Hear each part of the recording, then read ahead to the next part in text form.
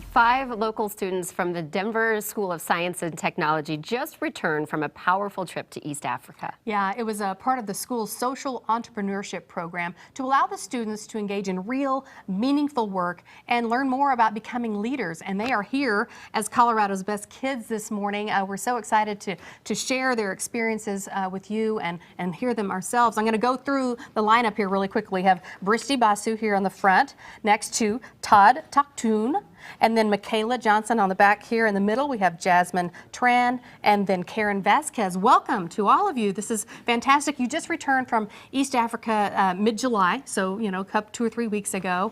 Bristi, let's start with you. Kind of tell us a little bit about your entrepreneurship program. You called it Spouts. What is that?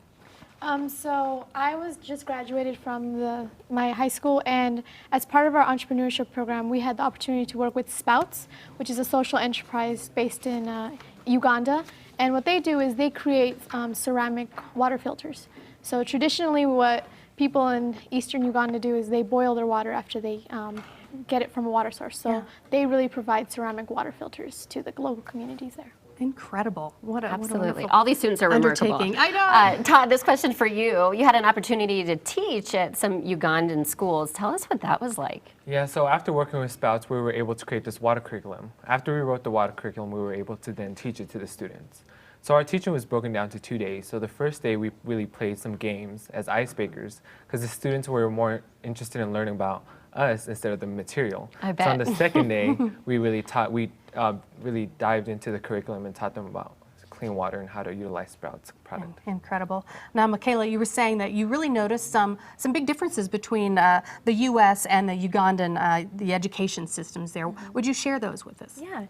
When we were able to observe the classrooms and also speak to some of the teachers, we noticed that a lot of the education system is based on memorization.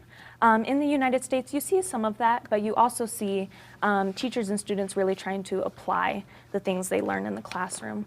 Something else we noticed, unfortunately, is that not many girls finish primary school.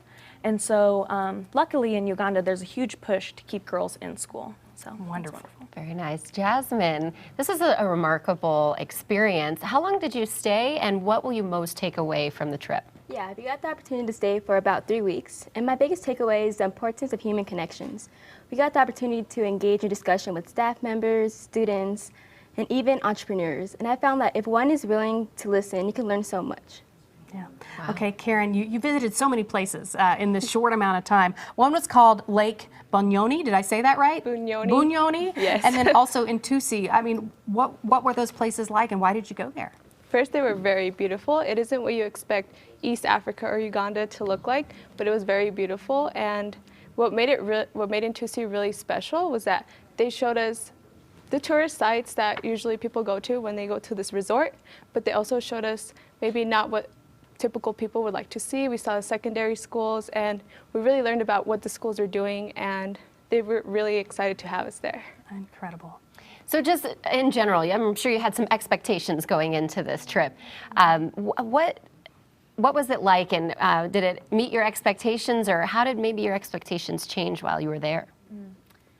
I think our expectations were really blown out of the water. I know, especially speaking about the schools, we thought that our curriculum would maybe be too hard for the students. When we got there, we realized it would be too easy. Many of them already knew quite a few things that we were going to teach them, so we had to go back, reiterate, and change the curriculum in order to fit the students' needs. Yeah, I mean, in that whole experience, I mean, you are part of this wonderful entrepreneurship program with Denver's School Science and Technology. So you took what you knew here and took it over there. What were the big differences between here and Eastern African entrepreneurship? Anybody? Todd? Put you on the spot? Yeah.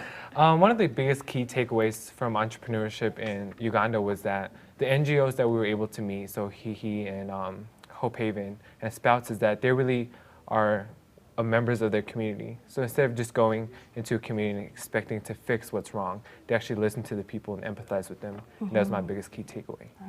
So we've been talking about Uganda, but you also spent some time in Rwanda. Tell us about that experience. Rwanda was mostly an emotional experience. We had the opportunity to visit the Kigali Genocide Memorial, and we also had the opportunity to visit the Nyamata Church. And we really just went there to learn about what happened at the genocide and how the whole world turned away when the Rwandan people needed them the most. And it was just really a nice way to see how the Rwandan people were able to move on, but also like together as a nation come together in their time of need. Yeah, because I mean that genocide, it was only what, 20, 21 years ago or so, Yeah, right? right. But very, very recent. What a powerful trip. And before we wrap up, 3 of you are graduates from high school now, heading off to college. I think it's the 3 of you on the front, right? Yeah. Can you tell us where you're going? I'm headed off to University of Colorado Boulder. Wonderful for you. Awesome. Christy I'm going to the University of Denver. and Very Michaela. nice. I will be going to Yale University. Yale. That's wonderful. You know, I'm so impressed with your school.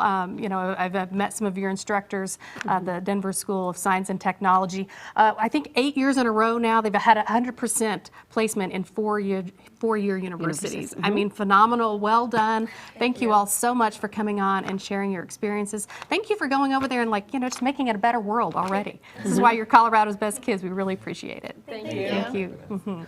And if you know some extraordinary students that you would like to see featured here as Colorado's Best Kids, just go to our website, kwgn.com, then click on Colorado's Best and contact us. We'd love to hear from you. Absolutely. Still ahead on Colorado's Best.